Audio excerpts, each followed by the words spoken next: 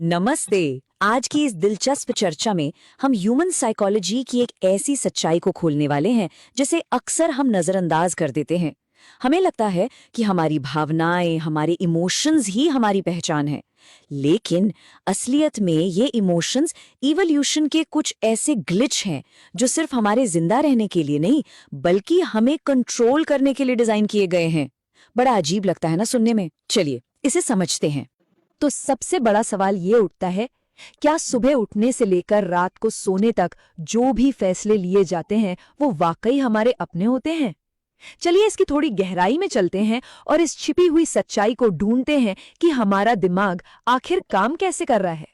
सच्चाई ये है कि दुनिया के लगभग 99% लोग अपनी पूरी जिंदगी सिर्फ और सिर्फ रिएक्शन मोड में बिता देते हैं। इसे बिल्कुल एक रिमोट कंट्रोल खिलौने की तरह समझिए। किसी ने एक बटन दबाया, यानी थोड़ी सी तारीफ की और खुशी महसूस होने लगी। किसी ने दूसरा बटन दबाया, यानी कोई ताना मारा या अपमान किया और तुरंत गुस्सा आ गया। बिना किसी फिल्टर के ये बाहरी चीजें हमारी मानसिक स्थिति को पूरी तरह से चला रही हैं। आज हम इसे कुछ हिस्सों में समझेंगे। पहले नियंत्रण का भ्रम, फिर केमिकल सिग्नल बनाम असलियत, उसके बाद 5 सेकंड का जाल, 4 सेकंड का शून्य यानी द 4 सेकंड वॉइड, ध्यान भटकाना और आखिर में सफलता के लिए भावनाओं पर महारत। तो ये सफर इन बायोलॉजिकल ग्लिचेस को समझने से शुरू होकर खुद पर कंट्रोल पाने की बेहतरीन तकनीकों तक जाएगा। तो पहला हिस्सा है नियंत्रण या कंट्रोल का भ्रम। अक्सर ये मान लिया जाता है कि हमारी भावनाओं पर हमारा पूरा कंट्रोल है, पर सच कहूं तो ये एक बहुत बड़ा मिथक है। जरा इस बात पर गौर कीजिए, अगर खुशी और गुस्सा किसी और के हाथ में है तो इंसान एक कठपुतली बन जाता है। ये कोट असलियत को कितनी बखूबी बयां करता है। बाहरी ट्रिगर्स कितनी आसानी से बटन दबा देते हैं।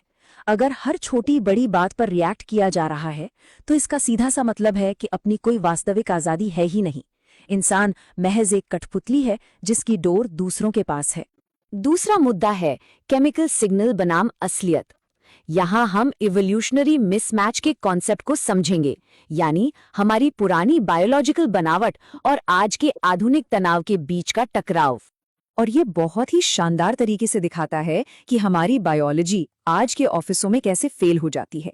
सोचिए, जब सामने कोई शेर होता है तो शरीर फाइट और फ्लाइट यानी लड़ने या भागने के लिए कुछ खास केमिकल्स रिलीज करता है। लेकिन जब ऑफिस में किसी मुश्किल बातचीत के दौरान बॉस चिल्लाता है, तब भी शरीर बिल्कुल वही केमिकल्स रिलीज करता है। दिल की धड़कन तेज हो जाती है, घबराहट होने लगती है। पर आज के इस दौर में ऑफिस में ना तो लड़ा जा सकता है और ना ही जान बचाकर भागा जा सकता है ना? इसलिए सर्वाइवल के लिए बने ये केमिकल्स वहां बिल्कुल बेकार साबित होते हैं और सिर्फ एंजाइटी या ओवरथिंकिंग बनकर रह जाते हैं। इस स्थिति से निपटने के लिए एक बहुत ही साफ स्टेप बाय स्टेप गाइड है।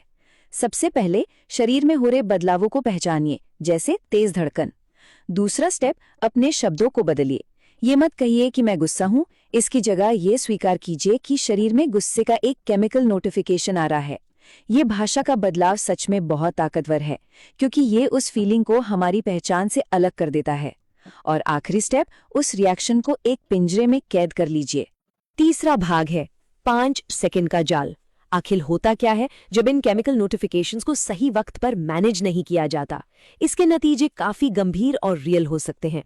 चलिए देखते हैं कि ये कैसे काम करता है। सोर्स मटेरियल में रोड रेज का एक बहुत ही सटीक उदाहरण दिया गया है। मान लीजिए एक कार वाले को अचानक ब्रेक लगाना पड़ता है। पीछे आ रहे बाइक वाले को भी ब्रेक लगाना पड़ता है। तीसरी सेकंड में उस बाइक वाले को अचानक बहुत गुस्सा आता है। 5वें सेकंड में हाथापाई शुरू हो जाती है और कार वाले के सिर पर चोट लगने से एक दुखद अंत होता है। उसका अंजाम क्या होता है? उस बाइक वाले को 20 साल की जेल की सजा हो जाती है। कंट्रोल खोने की महज 5 सेकंड और 20 साल का भारी नुकसान। सिर्फ 5 सेकंड, ये एक बेहद क्रूशियल विंडो है। अगर ध्यान दिया जाए तो पाएंगे कि ज्यादातर टूटे हुए रिश्ते, छूटे हुए जिम सेशंस और जिंदगी की सबसे बड़ी गलतियां इसी छोटे से वक्त को ना संभाल पाने का नतीजा होती है। अगर इस वक्त को समझदारी से पार कर लिया जाए तो पूरी कहानी बदल सकती है। तो सवाल यह है कि इस जाल से बचा कैसे जाए? चौथा सेक्शन है 4 सेकंड का शून्य, यानी द 4 सेकंड वॉइड। ये वो प्रैक्टिकल टूल है जिसका इस्तेमाल दुनिया के बेहतरीन नेगोशिएटर्स इस रिएक्शन वाले जाल से बचने के लिए करते हैं। द 4 सेकंड वॉइड को इस तरह समझ सकते हैं। जैसे ही कोई ट्रिगर दबे, चाहे वो गुस्सा हो, जलन हो या डर, तुरंत रिएक्ट करने के बजाय जानबूझकर कम से कम 4 सेकंड तक रुक जाना, ये एक सर्किट ब्रेकर की तरह काम करता है। ये जानबूझकर लाया गया ठहराव दिमाग को बिना सोचे समझे कोई भी बेवकूफ़ी भरा कदम उठाने से जबरदस्ती रोक देता है। इस मेंटल मसल को मजबूत करने के लिए इसे डेली रूटीन का हिस्सा बनाना बहुत जरूरी है। जैसे किसी इनकमिंग टेक्स्ट मैसेज का रिप्लाई करने से पहले कुछ सेकंड रुकना, जब कोई आलोचना करे या फीडबैक दे तो तुरंत अपना बचाव शुरू करने से पहले थोड़ा ठहरना। छोटे छोटे कामों में इस शून्य या ठहराव का अभ्यास करना दिमाग को किसी बड़े टकराव या ऑफिस के भारी स्ट्रेस के लिए पूरी तरह तैयार कर देता है। अब बढ़ते हैं 5वें हिस्से की तरफ, ध्यान भटकाना या रीडायरेक्टिंग फोकस। ये एक और बहुत ही जबरदस्त तकनीक है जिसमें किसी विवाद के दौरान खुद को शांत रखने का तरीका सिखाया गया है। होता यह है कि जब कोई अपमान कर रहा हो या बहस कर रहा हो तो उनकी बातों पर फोकस करने के बजाय जानबूझकर अपना ध्यान बिल्कुल आम या बोरिंग चीजों पर लगा देना चाहिए। जैसे कि बस के सफर के बारे में सोचना शुरू कर दीजिए या मार्केट से कौन सी मिठाई खरीदनी है उस बारे में सोचिए। ये सुनने में थोड़ा अजीब जरूर लगता है, पर असल में ये तकनीक सामने वाले शख्स से उसकी पूरी ताकत छीन लेती है और अंदर उठ रहे केमिकल तूफान को शांत कर देती है। तो इसका सबसे बड़ा फायदा ये होता है कि उस उकसाने वाले व्यक्ति की साइकोलॉजिकल अहमियत बिल्कुल शून्य हो जाती है। जानबूझकर उसे नजरअंदाज करके अपना इंटरनल कंट्रोल वापस हासिल कर लिया जाता है। बाहर चाहे जो मर्जी हो रहा हो, पर कंट्रोल पूरी तरह अपने ही हाथ में रहता है। और अब आते हैं हमारे आखिरी और छठे भाग पर, सफलता के लिए भावनाओं पर महारत। ये इस पूरी चर्चा का निचोड़ है जो लॉन्ग टर्म सक्सेस के लिए जरूरी माइंडसेट शिफ्ट पर फोकस करता है। इन दो अलग माइंडसेट्स के बीच का फर्क देखिए।